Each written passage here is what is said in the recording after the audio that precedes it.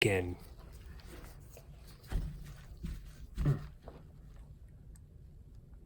Welcome. Oh, you know, I was thinking we could do the sponsorships. This episode is brought to you by Headhugger. Oh, yeah. Are you tired? Do you fly? Well, good. On airplanes. Good. Because you could use a hug Yeah. for your head. And a nap. All in one. Okay, we let that dry a little bit. It's not a friendship stone. It's a Did I send friendship that to you the other lipoma. day? I sent that to Somebody sent it to me. I sent it to somebody recently. I think Drake sent it to me. Oh, Maybe. it is. That's the friendship stone.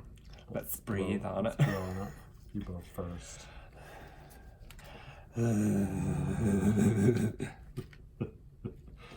And then they're Oh, yes, the awkward hand slapping. It's so hideous. Okay, so let me I wonder just, how much this is gonna swell because it's already pretty swollen. I know, but just a little stick here. Wait, Stick. oh, Oh, but burn. Ready? That means burn. burns hurts. Yeah. What happens if it just goes directly in the lipoma? Does it go out of it, or does it stay in it and just blow the lipoma up? Look at that bulbous. Well, it would probably, if it got, I mean, it could easily go between the cells of the lipoma and just kind of like. Because you know how in Fluff it up. science, Totally, because there's cells. yeah, and science, Yeah. and like, or as Brittany says, what was that? Was that on Seinfeld where they said at medical school, all you learn about is the tube and the hole, and they did like a diagram.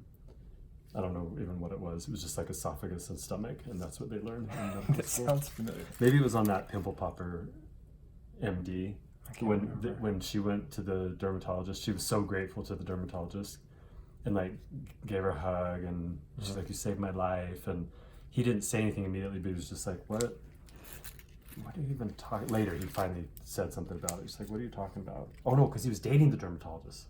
That's what it was. And she said, I can't remember. Anyway, so he made fun of her, and then finally she said she had melanoma. She's like, I diagnosed her melanoma and we removed it or whatever. And he's like, skin cancer. That's what it was. How numb is that? Poke it with that guy and see if This I can one? feel it. Yeah. Burp. No, I can't feel it. I don't. Yeah. What? I felt that one. What about over here? No. Yep, I felt that one. Okay, just a little more. Might just need more time, but we can just do a little extra. Pump it up. Yeah. Pump it up. So, but here's the thing. I'd already kind of talked to you about this in the past. This is the conversation what I wanted to have. Okay.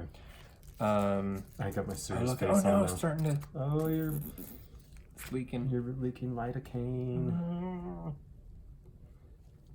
So, in this situation, would I then want to lick that up, or No, you can just opt out of that. It's Okay. fine to just not even. just don't even? Yeah, you just Okay. don't even have to.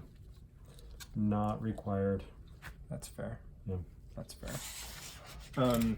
But okay, so the thing what I wanted to talk about.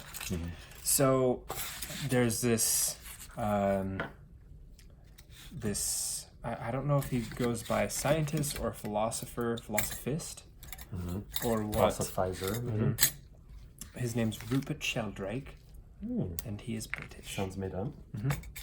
And I'm pretty sure his credentials that he can wave so that people pay attention is. I still felt. You do? Yeah, over here. I didn't feel it over here, but I felt it here. Wait, where it's so going not in. so much. Not Yeah. so much here. Well, let me just go the other direction then. Don't know why it's being so resistant. Obnoxious. Yeah. I don't feel that at all. Is it in? Did you squirt put it? what You're in? squirting it? Did I put what in? Anyway, I'm pretty sure he has like an undergrad in like biology or microbiology, some sort of biology. Rupert? Oh, Rupert. Yeah, Rupert. and I won't, Yeah, don't look. Nope. And I'm pretty sure a PhD in philosophy. So biology and philosophy. Yeah. So And he wrote a he's- book. Yeah. Okay. And, oh no, do we need to call a doctor or? Yeah. Stop. So the book is called Science Set Free. Okay. And he also wrote a book called Dogs Who Know When Their Owners Are Coming Home. Oh yeah. Yeah. Oh, you told me the name of that one. Yeah. And he's done like some meetings and podcasts and stuff. Mm-hmm. Anyway, what's interesting is basically in Science Set Free, what he is saying is that there's been a lot of things that the scientific community has basically said you don't get to study those no matter what because it's off limits. Even if there are things that are like, well, hold up, there's something here clearly, Yeah. and we should look into it. And the scientific community is like, nope, it's off Why, limits. wait, why does he think they say it's off limits? Because a lot of it is because it's paranormal. Oh, okay. They're dubbing it as paranormal, So which it's like you can't. This is too like voodoo-y or whatever. yes, but that's the thing that's funky too because it's only become voodoo-y, the things that he talks about because of the stigma that it's been assigned basically. So like for example, his big thing that he talks about is telepathy. Mm-hmm. And telepathy, the stigma that it's received is that it's people reading people's thoughts basically. Oh, And yeah. that's not what it is. Yeah. I mean, that's what it is in movies and stuff. But Yeah. like telepathy, it's made up of two words, tele and pathy. Mm-hmm. And tele is like the transmission of a message via a distance, basically. Okay. So like television and telegraph and telephone, that's all transmitting some sort of message through a distance. Yeah. And then pathy is emotion, obviously. And so telepathy is not mind reading. It literally stands for the transmission of emotions across a distance. Okay. And so basically there's clearly people have experienced some sort of telepathy in whatever shape, form, or manner it is. Mm-hmm. The one obvious one that has happened to pretty much everyone that he brings up is like feeling like someone is watching you Mm-hmm. and then turning and making eye contact with someone, or Oh, vice yeah. versa. You're watching someone and then out of the blue And they they turn look and at you. Totally. and maybe you don't even notice the feeling, but you'll make eye contact with someone with no external cue, essentially. Yeah. There's no reason Nobody for you said to anything or. there's no sound, nothing. There's no reason for you to turn and make eye contact with the person that's looking at you, but you do it. And it pretty much everyone's experienced that. Yeah. And then other ones that people may have experienced is thinking about someone and then getting a text message from them. I or have a had call. that for sure. Yeah. Even recently. Or you're thinking about someone and then you call them and they say, "Oh, I was just thinking about you." Yeah. Like stuff like that happens all the time. Yeah. And so the thing that he says is paranormal. He's also a bit of a wordsmith. I don't know. He's interested in words because he says paranormal, what it literally means is outside of the normal. Mm-hmm. But the thing that's funky is the like making eye contact with people and stuff. Mm-hmm. Everyone's experienced that, so that is the norm. That's not outside of the Oh, norm. right. We just don't understand it exactly. Yeah. And so it's like called. Yeah. And yeah, so it's just been kind of deemed this is not like, since we can't explain it, it's outside of the norm and we're not going to Yeah. look into it, basically. Or at least it seems like we won't be able to explain it. Yeah. Because we don't get it right now. Yeah. And so that's one of the things that's like the big thing that he focuses a lot on is telepathy. And so he's done a decent amount of tests on his own, or has heard of other tests that people have done and stuff, trying to figure out what's going on, because obviously there's something that's going on. And it seems like the thing that is like the driving factor in, is that Bob? Wee Bob. Ooh, look at that little cavity.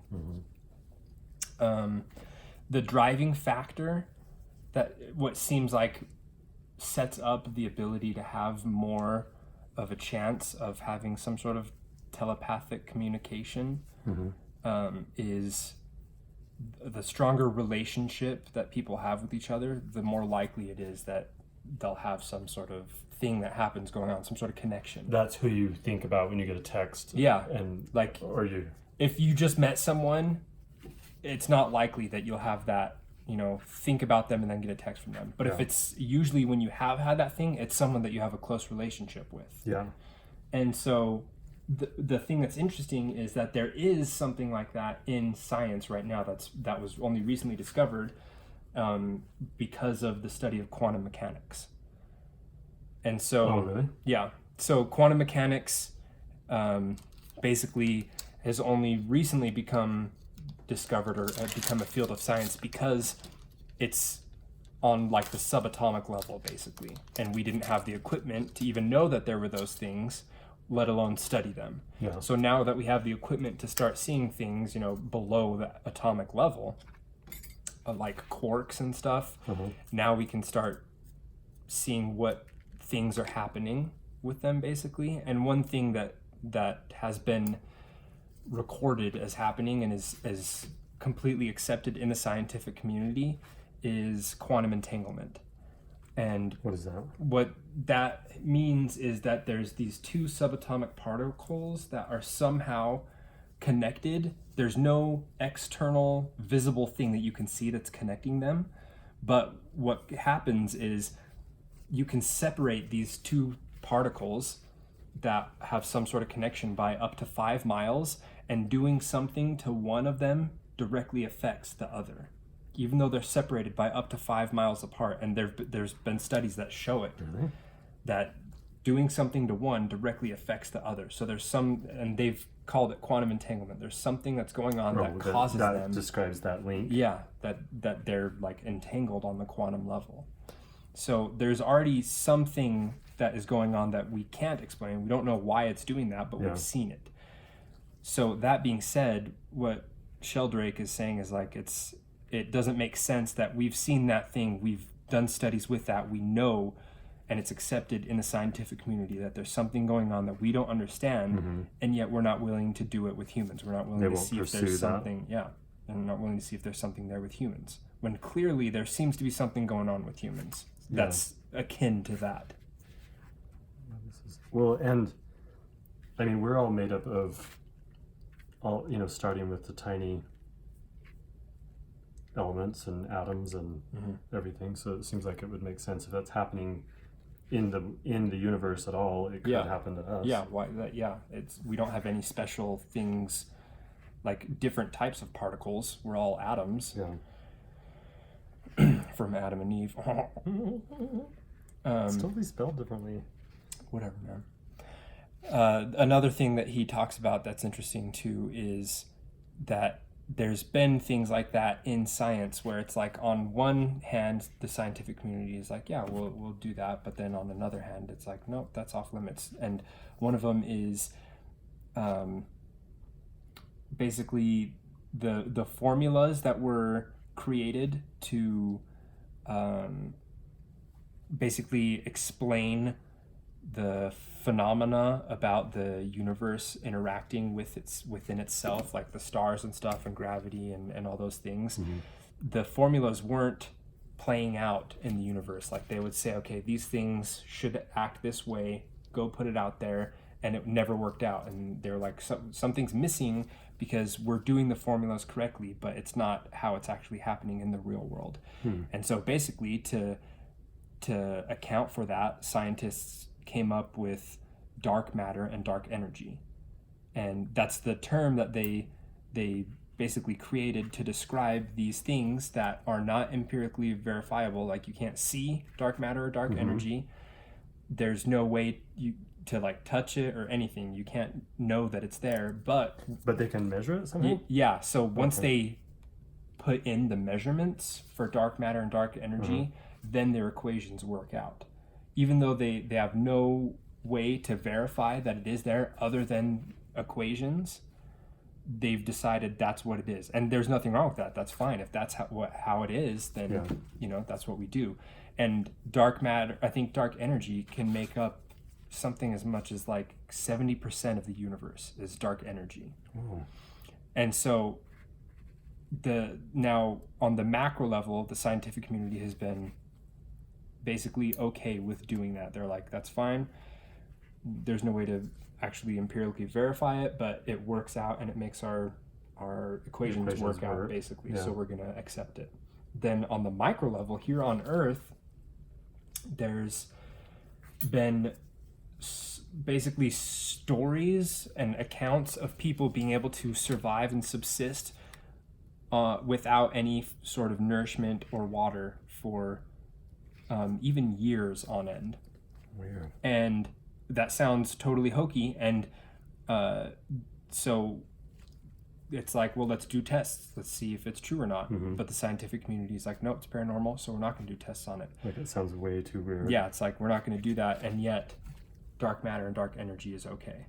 But there was one test that was done on basically a yogi who had like thousands of followers that were like, yeah, he hasn't had any sort of intake of water or food for years. And Weird. it's Even like, water? yeah.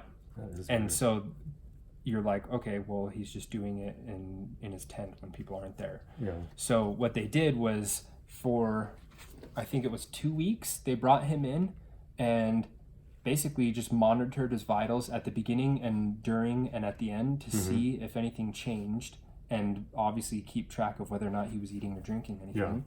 Throughout that 2 weeks, he didn't eat or drink anything, which isn't unheard of. People have done that. Weeks though? That's Yeah, crazy. it's I mean, to crazy. not drink.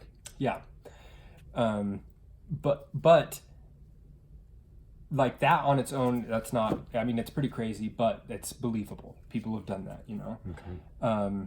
But the thing that you would expect to see if he was, you know, quote unquote cheating, and If he had been eating that whole Yeah. time and then suddenly went in that room. then you would see like changes in his metabolism. You know, his homeostasis would drastically change during that first week. You'd see Yeah. something change Blood pressure. to Oh, basically make up for the lack of substance coming into his body. yeah. During that whole time, his homeostasis stayed the exact same. Nothing changed at all, which would mean that he had been in that state for a long time if Yeah. that was his homeostasis. Yeah. So there's there's a couple of examples of, you know, simple studies like that have been done, but show that there's something, like there's some sort of other energy source that people are tapping into to be able to stay alive. But they won't do a real study. Yeah. Because it's And too it's like, weird. okay, so there's some other energy source that people are tapping into to stay alive. You guys said that dark energy is a real thing, but there's no way that that could be the thing that they're tapping in, or something like that. Yeah. You know, it's like basically the scientific community is just picking and choosing and saying, no, this is This is not okay. that. That's too weird. Yeah. Like, And also another thing that he brings up too is that, what's it called? Like the laws of nature that we have come up with are a little bit ridiculous, and they for sure are not laws, but they're good guidelines because they tend to be somewhere around what you can generally expect. But to basically have us as humans impose laws upon the universe, it's a little bit ridiculous because, first of all, it's we like haven't we found patterns, Yeah. but not. and to say this is universally what you can expect, Yeah. there's several issues with that. First of all, the measurement of gravity was in debate until something like 1983 or something. The measurement of it? Yeah, like, what's the word? It, like, basically, you know how,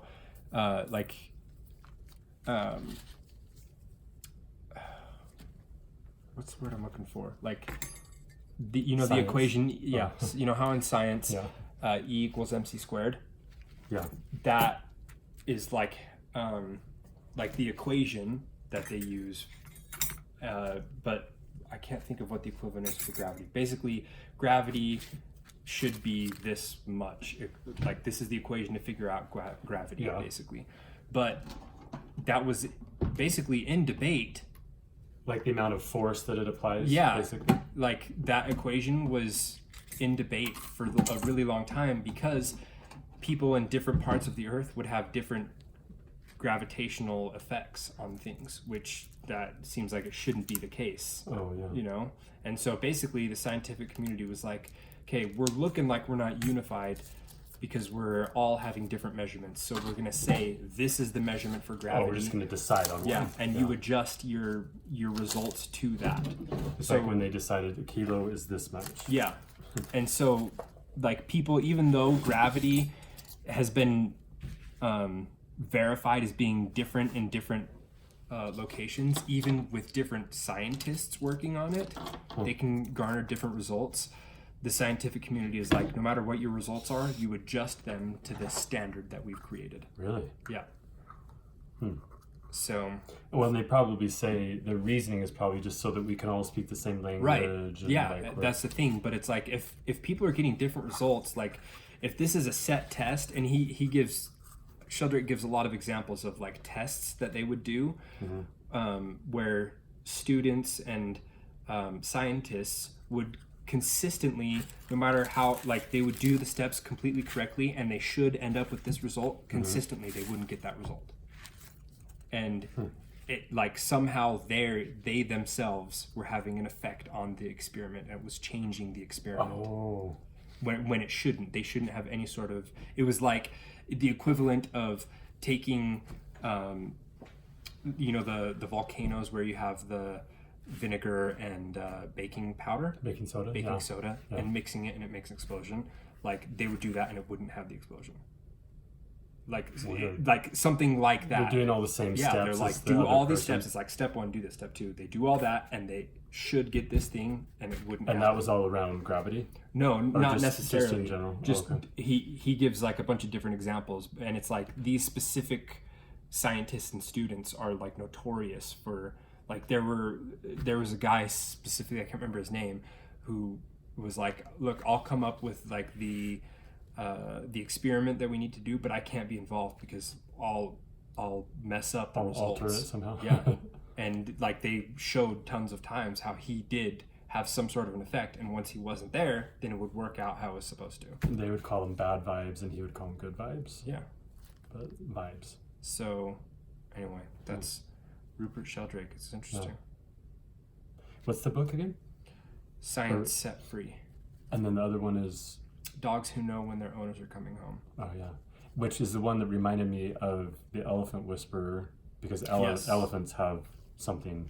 Yeah, They could where tell. they like all congregated when that guy He- came back. He landed at the airport, which was like 2 hours away Yeah. from the house, but they all came to his house to Yeah. wait for him. Yeah. So Yeah. Well, that's in weird. the book, The Dogs Who Know When Their Owners Are Coming Home, it's not just dogs. He also did it with cats and with like parrots and stuff.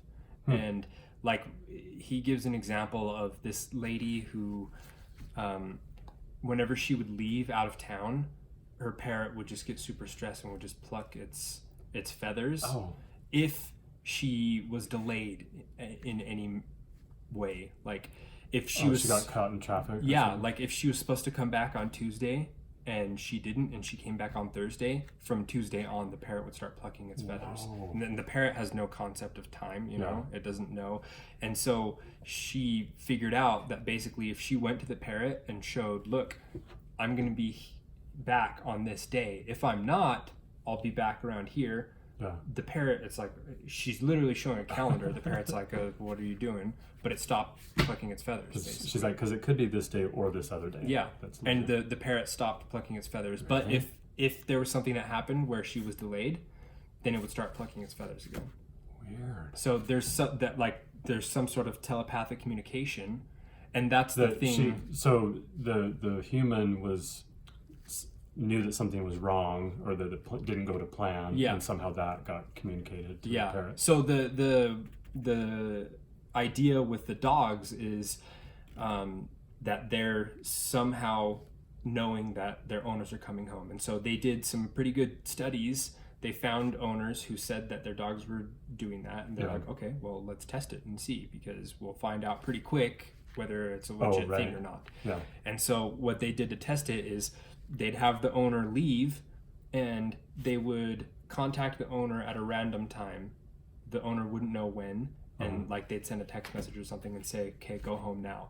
And the owner would be, miles away from home, so it wasn't because the dog could hear the car door, or the something. outside door slam or something. Yeah, or like hear the engine of the car like from a mile away or something. They were too far away that there was any sort of external thing that could indicate to the dog that the owner's coming home. Yeah. So they'd send a text message to the owner, and they'd have cameras in the house to see the dogs react, and they saw that once the owner had the intent to go home, it wasn't even like, oh, I got a text message, then the dog would start doing something. Once the owner looked at the text message and started getting their stuff to get ready to go home, then the dog would go and wait by the door. Weird. So it was the intent, the emotion of getting ready to go home, that the dog was like, oh, they're getting ready to come home. I guess I'll go wait by the door for an hour. What would be interesting too, that I just thought of, is if they had sent them the text and said, come home, and they got ready, and then 10 minutes later they said, actually wait, come home in an hour, and then they went back to the library. I think they may have done that as well. It'd be interesting to see if the dogs went back to the couch. Yeah, I think they may have done it where they were on the way back and they're like, actually go back. Abort. Yeah. I think, I can't remember exactly, but I'm pretty sure that they did that as well. Huh. See, so it'd be cool to study something like that. Why not? Yeah, and that's the thing too. He says back in the day, like if we wanted to find something out in science, there would be competitions for it. So who could figure it out first? Or Specifically flight, the reason it progressed so quickly is because in England there was a contest, like whoever can fly 300 yards gets $1,000 or whatever. Yeah, do that. And that would be the easiest way to see if there is something legit, because there's tons of, like, if you go to YouTube and search perpetual motion machine, which should not be real because of the law of the conservation of energy. Right. You can't create something from nothing and have it perpetually keep going. Yeah. But if you search on YouTube, there's supposedly tons of videos of people showing perpetual motion machines that they've built, which could all be hoaxes. Yeah. But the easiest way to find that out would be, okay, we're having a In contest. a lab have a we're having a contest. Whoever wins, we'll test it and see if you have one, and then if you win it, then you get $1 million or whatever. We'll put them all in this room.